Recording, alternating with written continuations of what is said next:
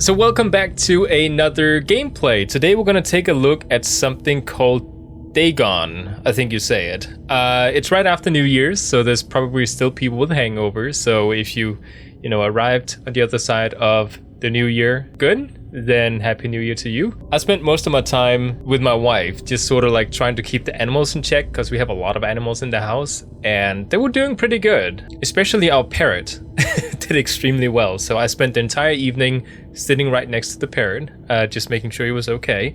And my wife took the dogs and the cats and just sort of like tried to keep everyone calm. We're gonna take a look at Dagon, I think it is. And just to like briefly explain what exactly this is, because I bet there's probably people sitting out there who doesn't know what H.P. Lovecraft is, which is the guy who wrote these stories.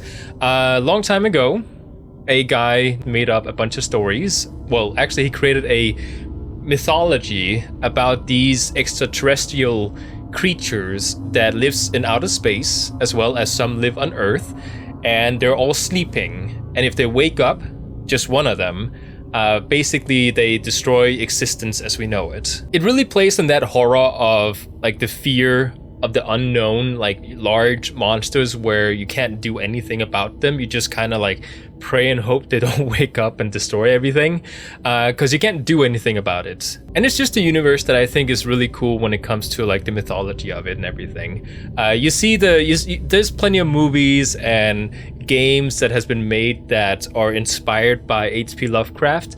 It's all based on this thing where even though they're sleeping, they're still affecting people's minds and psyche and giving people visions and just like doing stuff even though they're asleep.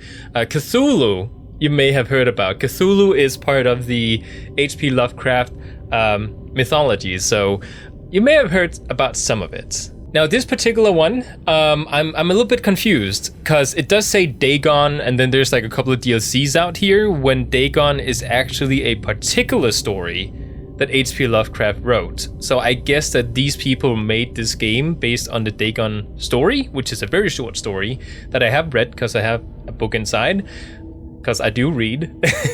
And I don't know really what the DLCs are about. Are they separate stories? And then because this game got branded as Dagon, then these are like separate stories? Either way, we're gonna go ahead and check this out. I'm just gonna check my settings. Let's have no anti-aliasing.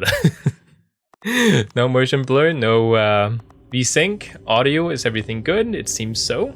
There's voiceover apparently. Okay, and we're good. So we're just gonna go ahead and dive in. There's also trivia here, which I don't know what it's about.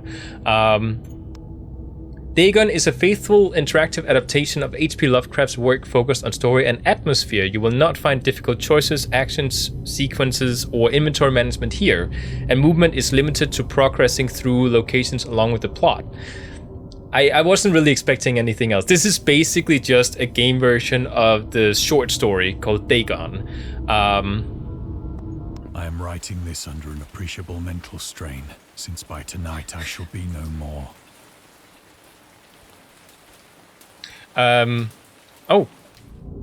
During the game, you will encounter interactive elements. Some of them will allow you to continue your journey. Others reveal interesting facts about the original short story, its historical background, and the author. Some of the trivia is hidden. In order to find these secrets, focus your eyes and look for the Elder's Sign, which I guess is this one. You can also access all the found facts later. They will be available in the main menu.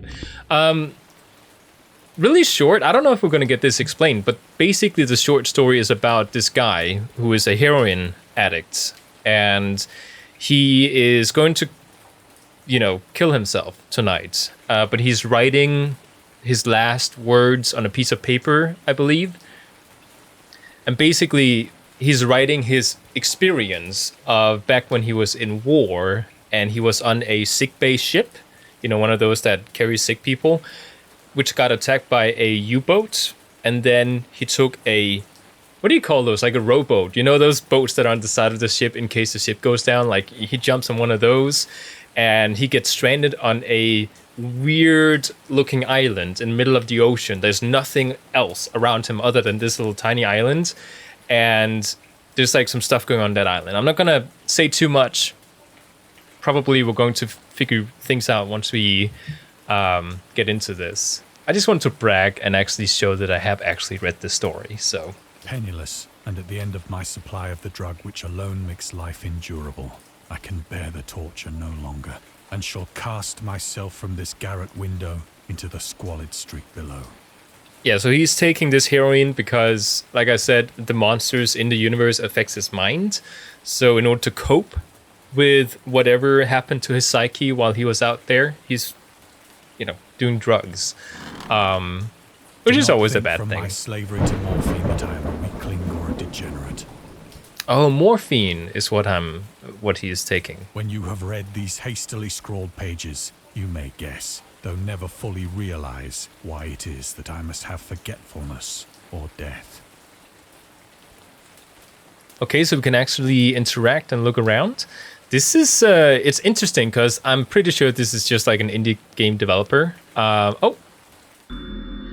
Morphine entered into use in a... Oh, okay, so the trivia is like, it's not related to the story. Okay, so morphine entered into use in the 19th century and was routinely administered to treat severe pain during the American Civil War. And World War One. It was also sold without restrictions until 1914. Morphine became more popular after the invention of the hypodermic syringe around 1854. Frederick Serturner, who first isolated the substance, originally named it morphium, after Morpheus, the Greek god associated with dreams. And the time when Dagon was published, morphine abuse known as soldier's disease already posed a big problem in the United States. Yeah, so going back, nothing else we can interact with. It was in one of the most open and least frequented parts of the broad Pacific that the packet of which I was supercargo fell a victim to the German sea raider. Oh, okay, so this is World War One, I believe. The story takes place. So we're on the boat right now.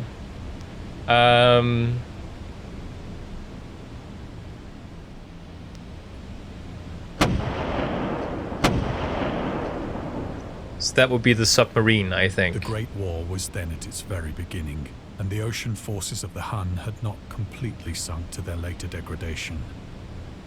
So that our vessel was made a legitimate prize, whilst we of her crew were treated with all the fairness and consideration due us as naval prisoners. I'd love to walk around. It's limiting me. The Huns. So it's telling a little bit about the ship here. The Huns were Central Asian nomads who established I don't think this is as relevant. The refusal to take prisoners was a clear breach of the laws and customs of war adopted during the First Hague Convention of 1899. Yeah, so they have to take prisoners instead of killing people. Like, it's one of the laws that were made for war. It's very story-based. It reminds me a bit of Myst. So liberal, indeed, was the discipline of our captors, that 5 days after we were taken, I managed to escape alone in a small boat with water and provisions for a good length of time. I love how they really focused on making the sea this vast thing. Because space and sea is like a big thing in H.P. Lovecraft. So I'm glad to see they made it super realistic. So we have the supplies. Can we... Nope. Can't wait to get on the islands. When I finally found myself adrift and free, I had but little idea of my surroundings. Never a competent navigator, I could only guess vaguely by the sun and stars that I was somewhat south of the equator. Of the longitude, I knew nothing, and no island or coastline was in sight. Cool.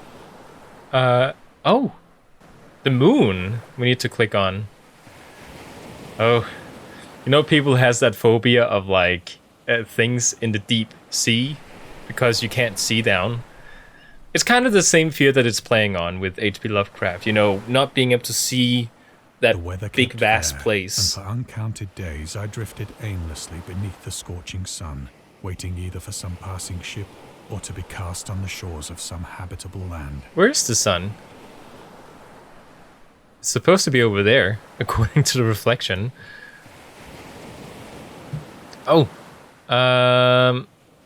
yeah, no trivia. But neither ship nor land appeared, and I began to despair in my solitude upon the heaving vastness of unbroken blue. The change happened whilst I slept.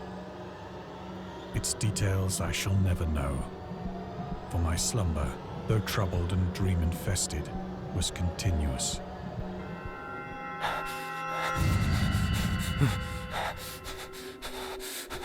Okay, so this is the island. It's captures so well the feeling of H.P. Lovecraft right here. So basically the island is very swampy right now. And in the story, he actually stays here until the water subsides, so he can actually step on the land without sinking in. When at last I awoke, it was to discover myself half sucked into a slimy expanse of hellish black mire, which extended about me in monotonous undulations as far as I could see, and in which my boat lay grounded some distance away. It's a good voice actor. Though one might well imagine that my first sensation would be of wonder at so prodigious and unexpected a transformation of scenery, I was in reality more horrified than astonished. For there was in the air and in the rotting soil a sinister quality which chilled me to the very core. The region was putrid with the carcasses of decaying fish and of other less describable things which I saw protruding from the nasty mud of the unending plain. I wonder if we're ever gonna actually walk. Perhaps I should not hope to convey in mere words the unutterable hideousness that can dwell in absolute silence and barren immensity. There was nothing within hearing and nothing in sight save a vast reach of black slime. Yet the very completeness of the stillness and the homogeneity of the landscape oppressed me with a nauseating fear. The sun was blazing down from a sky which seemed to me almost black in its cloudless cruelty, as though reflecting the inky marsh beneath my feet. Oh, so even though the sun is up, it's like dark. It's so funny with like H.P. Lovecraft because it's really like a niche taste thing. Either you love it or you just hate it. Because it is one of those things where it's very psychedelic and boring if you're not into it.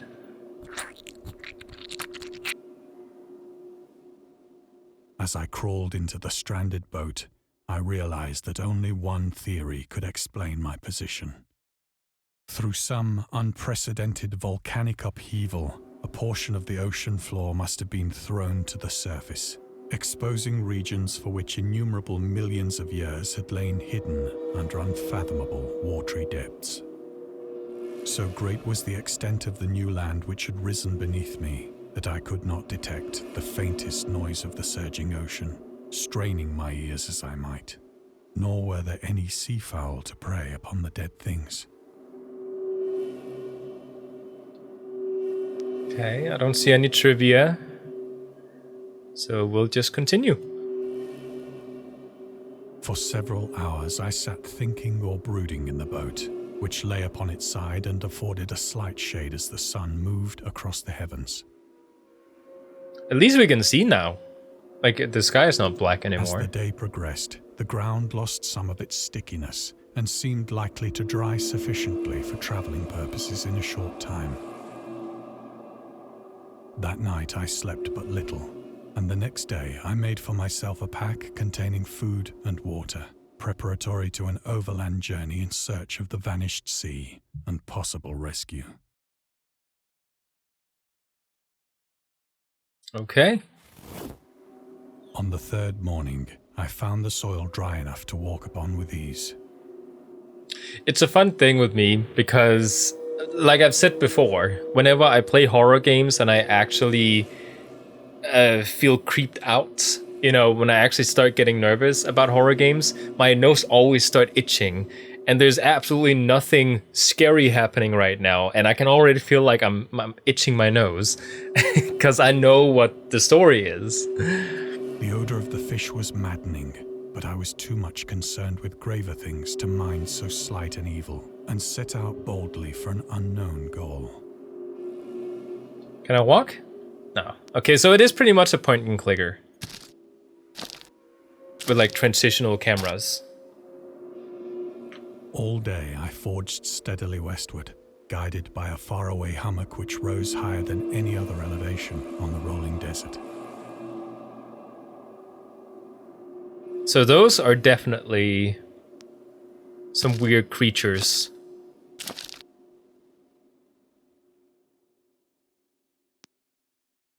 Oh, there's a whale. This poor thing. The ground must really have like quickly gone up. And on the following day still travelled toward the hummock, though that object seemed scarcely nearer than when I had first espied it.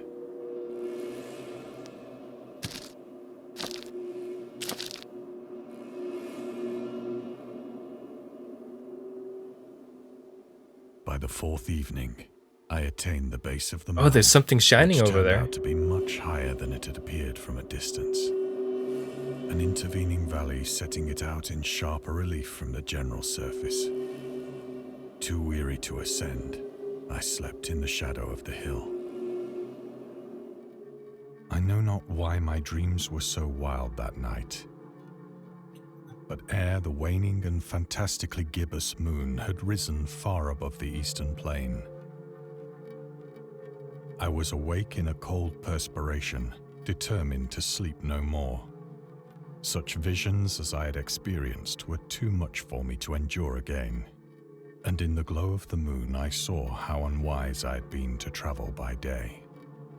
Without the glare of the parching sun, my journey would have cost me less energy. Indeed, I now felt quite able to perform the ascent which had deterred me at sunset. Picking up my pack, I started for the crest of the eminence. Okay. And oh, there it is. I have said that the unbroken monotony of the rolling plain was a source of vague horror to me. I love how this is. It's not really a game, is it? It's more of a interactive story. But I think my horror was greater when I gained the summit of the mound and looked down the other side into an immeasurable pit or canyon, whose black recesses the moon had not yet soared high enough to illumine. I felt myself on the edge of the world. I can't look down. Peering over oh, there we go. Into a fathomless chaos of eternal night. Through my terror ran curious reminiscences of Paradise Lost, and of Satan's hideous climb through the unfashioned realms of darkness. As the moon climbed higher in the sky, I began to see that the slopes of the valley were not quite so perpendicular as I had imagined. Okay, so we have the deep, dark depths. I would have stayed up here. I wouldn't have gone down there. Ledges and outcroppings of rock afforded fairly easy footholds for a descent, whilst after a drop of only a few hundred feet, the declivity became very gradual. Oh.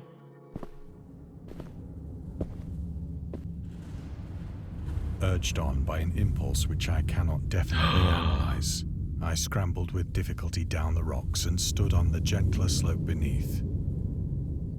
This is actually funny because my wife, I told her that I found this game and we'd read this story out loud before bedtime some time ago.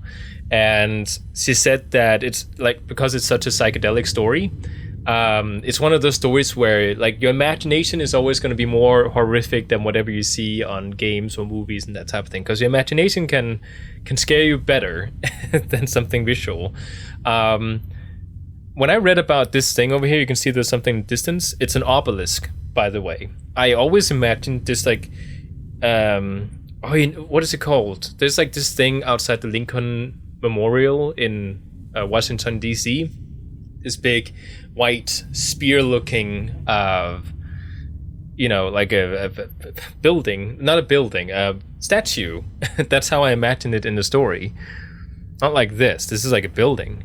Gazing into the Stygian deeps, where no light had yet penetrated. All at once, my attention was captured by a vast and singular object on the opposite slope, which rose steeply about 100 yards ahead of me. An object that gleamed whitely in the newly bestowed rays of the ascending moon.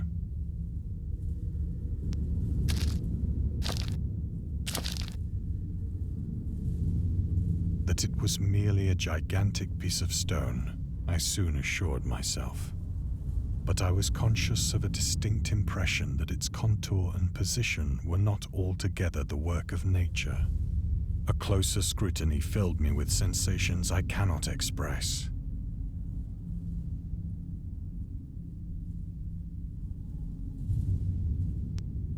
For despite its enormous magnitude, and its position in an abyss which had yawned at the bottom of the sea since the world was young, I perceived beyond a doubt that the strange object was a well-shaped monolith, whose massive bulk had known the workmanship and perhaps the worship of living and thinking creatures. Dazed and frightened, yet not without a certain thrill of the scientist's or archaeologist's delight, I examined my surroundings more closely. We're gonna see something?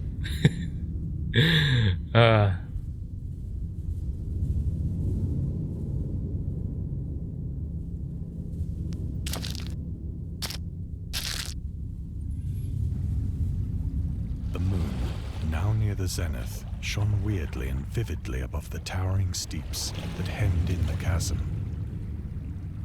Oh, there's actually something on it. And revealed the fact that a far-flung body of water flowed at the bottom, winding out of sight in both directions and almost lapping my feet as I stood on the slope. Across the chasm, the wavelets washed the base of the cyclopean monolith, on whose surface I could now trace both inscriptions and crude sculptures. Can we get a bit closer to that? I want to see what it says.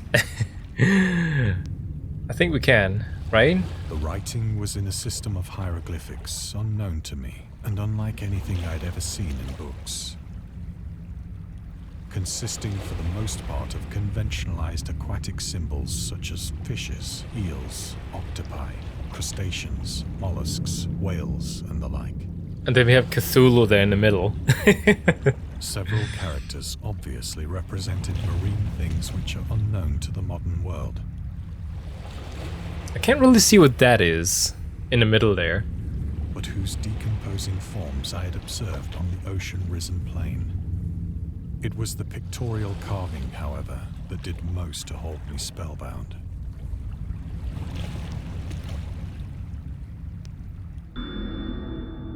Dagon contains many themes and storytelling methods that Lovecraft developed in his later works, such as telling the story through carvings, At the Mountains of Madness, The Nameless City. Like these two, they're stories, by the way. He wrote a bunch of stories, and I think there's also a lot of fan fiction just in general that has been written after he passed away. Journals and character notes, The Shadow Out of Time, The Haunting of the Dark. I was actually reading At the Mountains of Madness, which is basically this big mountain that has like full of snow that these scientists need to go up and investigate, and something happens, and this guy is like gonna try and prevent anyone from going up on the mountains ever after what he saw, because there's something up there like people should not know about. There's some really weird stories that are kind of written in diary form, so it's not like a story when you read them. It is like reading a diary, but they're pretty cool. Islands emerging from the ocean, the Call of Cthulhu, are fictional beings and deities based on real events and mythologies. Migo in the Whisper of Darkness. So all the parentheses are like examples. It's also considered the origin of the popular Cthulhu mythos. Some of Lovecraft's other stories also conclude in a manner similar to Dagon, but let's skip the details in order to not spoil the ending. So one of the things about these stories is that every single time, like, I think the Call of Cthulhu, because I have actually heard that on audiobook, is that you don't actually have a story where a person like Cthulhu rises from the ocean and like the world is like, oh my god, you know, he's here, and then he destroys everyone. That's not how the stories work. Like, instead, it's always about this guy that has a dream, because like I said, it's very, you know, much about the creatures taking over people's minds and giving them visions and stuff. So it's about a guy who dreams about Cthulhu and imagines, like, sees inside his head how Cthulhu is sitting at the bottom of the ocean, just waiting for the day where he's gonna rise up and basically destroy everything. So it's very niche, the storytelling. Like I said, you either love it or you hate it, because it's a pretty hard read if you're not native English speaking. I can barely read it and understand it, but it's very cool to read. Plainly visible across the intervening water, on account of their enormous size, were an array of bas-reliefs whose subjects would have excited the envy of a doré. Okay, so that's actually the monolith, and then there's some creatures standing around it.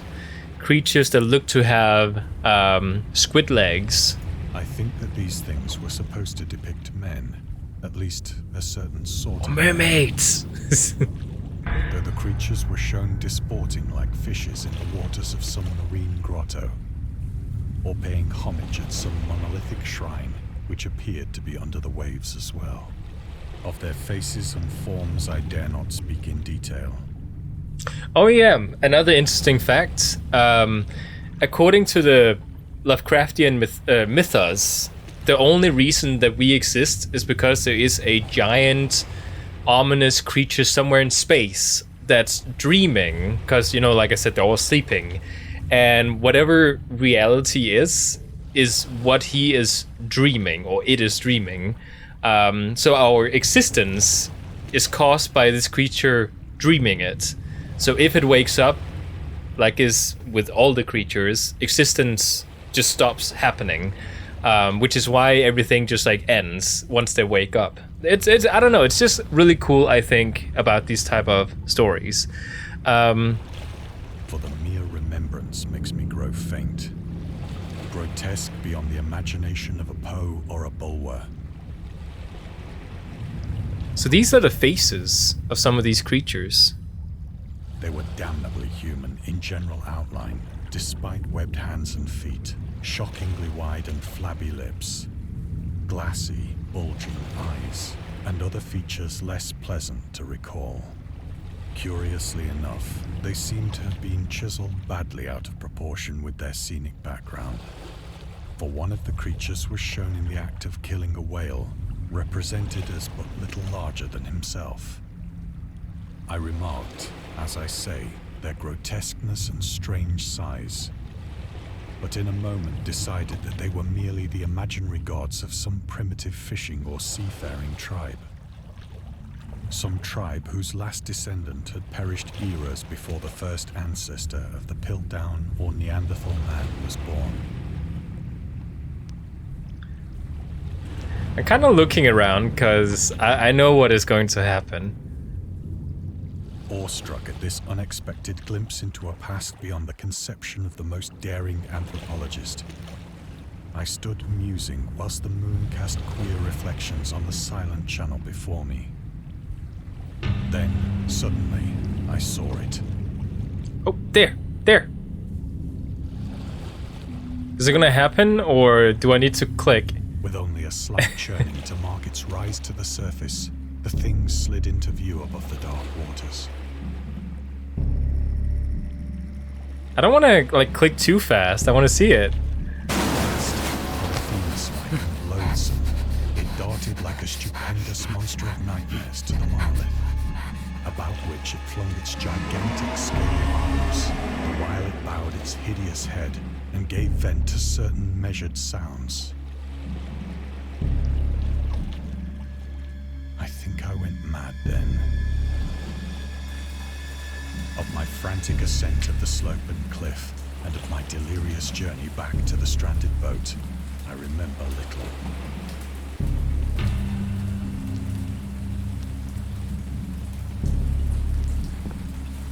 So we're seeing visions now. So the presence of the creature I is... sang a great deal and laughed oddly when I was unable to sing. Yeah, so he's going insane just because he's like nearby this creature.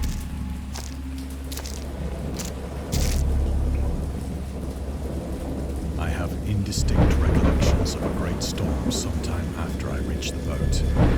At any rate, I know that I heard pearls of thunder and other terms which nature utters only in her wildest moods. The sound effect for the weather is pretty loud compared to his reading. When I came out of the shadows, I was in a San Francisco hospital. Brought thither by the captain of the American ship which had picked up my boat in mid-ocean. In my delirium, I had said much, but found that my words had been given scant attention. Of any land upheaval in the Pacific, my rescuers knew nothing, nor did I deem it necessary to insist upon a thing which I knew they could not believe. Oh. The journalist. Lovecraft was a prominent figure in the world of amateur journalism. In 1915, he started publishing his own journal called The Conservative, which included political and social commentary. Okay, so this is a little bit about his life. You can always pause the video and read it. In this example excerpt from The Conservator, the master of horror fiction explains his attitude towards warfare and the idea of world peace. Why any sane human being can believe in the possibility of natural peace is more than the Conservative can fathom. Should the entire civilized world agree simultaneously to disarm, one or more nations would undoubtedly retain secret armaments, and at the proper time take advantage of their more intruistic and less astute contemporaries. This is what I said about like native speaking people will probably have an easier time about this. In a wild career of conquest against unarmed victims, no country is or ever can be above warfare until the basic impulses of the human animals shall have miraculously changed. I mean, there's some truth there. There's always going to be bad people out there who wants Once to... I sought out a celebrated ethnologist and amused him with peculiar questions regarding the ancient Philistine legend of Dagon, the fish god. Dagon, the fish god. So that's what he is, I guess.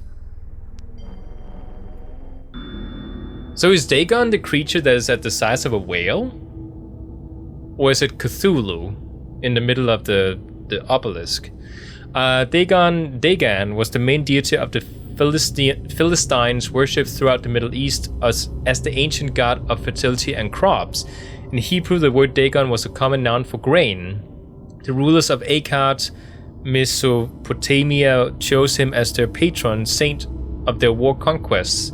He also appeared as the judge of the dead in the Assyrian poem and in the underworld prison warder in one of the Babylonian texts. He is often mistakenly taken for a fish god due to the wrong interpretation of his name, as in Hebrew the word Dag means fish. In H.P. Lovecraft's work, Dagon is an underwater deity ruling over the deep ones, a humanoid race with fish traits that resides in the oceans. He's worshipped by a secret cult called the Esoteric Order of Dagon. That's actually cool. I actually didn't realize this when I was reading the story. So it is a deity ruling over the deep ones, which are, I think, Cthulhu sleeping underneath the ocean. Cool. Let's continue. Anything else? No? I wasn't going up and down with my mouse. It was how he looked. Perceiving that he was hopelessly conventional, I did not press my inquiries.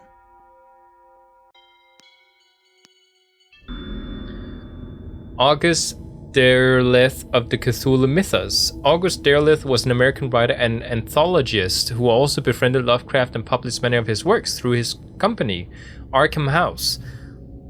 Oh, is that why like games, like board games based on Lovecraft is called like Arkham Asylum, or you know, something with Arkham in it? Although he greatly contributed to the popularization of the author's works after his death, he is surrounded by numerous controversies. One of his most questionable decisions involved introducing the good versus evil doctrine. Derleth was a devout Catholic to the Cthulhu mythos, which contrasted with Lovecraft's view in the world and his approach to cosmic horror. That is what it's called, by the way. Cosmic horror is what I was trying to explain earlier, with the extraterrestrial stuff. As a result, the author's works are often misunderstood and misinterpreted in today's culture. It is also worth noting that Lovecraft was never really interested in creating a mythology, and the term Cthulhu mythos was coined by Derleth after the author left the mortal plane. Okay. Continue? Oh, there we go. We're traveling around the room, going from one side to the other. Oh, the statue's looking at me. Can I interact with something? Oh, okay. Did I miss something just now? I hope not. It is at night, especially when the moon is gibbous and waning, that I see the thing. I tried morphine, but the drug has given only transient surcease, and has drawn me into its clutches as a hopeless slave. So now, I am to end it all, having written a full account for the information or the contemptuous amusement of my fellow men. Okay. So he is still having illusions, and his psyche has been like badly damaged by the event, and he's been trying drugs to cure it, or at least help with it, and it's not working. So now he's, you know, doing something else. Lovecraft on tobacco. I love how we're getting a little bit of information about like real life Lovecraft. Like the guy was a extreme racist in real life. So, you know, while I love the stories, the guy himself who wrote, you know, all these things, he wasn't really the best type of person. Lovecraft hated tobacco, even though he used to smoke when he was 12 in order to look and feel like an adult. In his correspondence with friend... Okay, so he's talking about tobacco here. As well, you can always often pause and I read. ask myself if it could not all have been a pure phantasm, a mere freak of fever, as I lay sun-stricken and raving. Oh, in the that's open cool. boat after my escape from the German man of war. The skybox is moving. This I ask myself, but ever does there come before me a hideously vivid vision in reply. I cannot think of the deep sea without shuddering at the nameless things that may at this very moment be crawling and floundering on its slimy bed. Worshipping their ancient stone idols, their own detestable likenesses on submarine obelisks of water-soaked granite. This is what I'm talking about with the fear, like something huge that you can't do anything about, just like laying in wait somewhere that you can't see. When they may rise above the billows to drag down into their reeking talons the remnants of puny, war-exhausted mankind. Of a day when the land shall sink and the dark ocean shall ascend amidst universal pandemonium.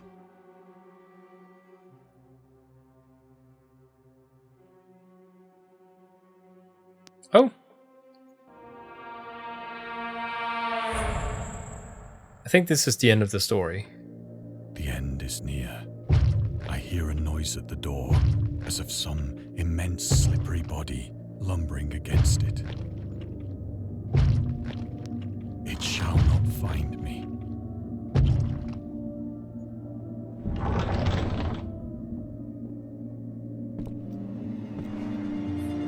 God, that hand!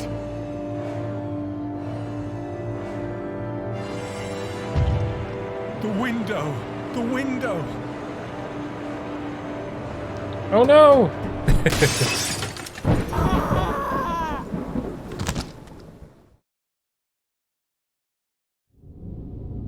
Thank you for playing. We hope you enjoyed immersing yourself into a little pool of cosmic horror. We would appreciate if you took a moment to rate Dagon and check out our other games and DLCs. I will try and see what these are afterwards. If they are other stories that are based on Lovecraft, because that would be kind of cool. Yeah, so this is actually pretty much what I actually had imagined in my head when I read the story the first time in my book. The obelisk monolith? It's a monolith, not an obelisk. Monolith. It was a little bit different than I had imagined.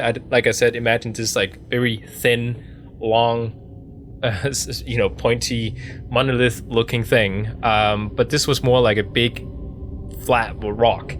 With a lot of writing on it. A bit disappointed about when the creature jumped out of the water, because it was very fast and sudden, and I don't know if it was badly animated, but it looked weird when it jumped out of the water. But other than that, everything else looked amazing. I loved how you had squids and stuff like moving in the black sand when you were, walking around the surface. If you're interested in this type of thing, just search Cosmic Horror. I'm pretty sure that a lot of his work is freely available on the internet, so you can just go and read about it. There's a lot of like godly, like old gods and stuff like that in space type creatures. Cthulhu is one of them. He's actually one of the lesser ones. Like he's not even like a big deal when it comes to like how bad they are. He's just like, Cthulhu just became the most popular one. Whenever you hear about H.P. Lovecraft, you think, oh, Cthulhu. But there's a lot more stuff, a lot more creatures that are even scarier than Cthulhu. Cthulhu is just like, it just became popular in pop culture. So if you like this type of thing, I recommend checking out Cosmic Horror. It's definitely a weird world to get into. And I'll go ahead and check these things out once I'm done here. So thank you so much for watching. This was more a game that I just kind of did for myself, because I thought it was really cool to just kind of relive a story I've read before in my book. So I hope you enjoyed it, and I will see you next time.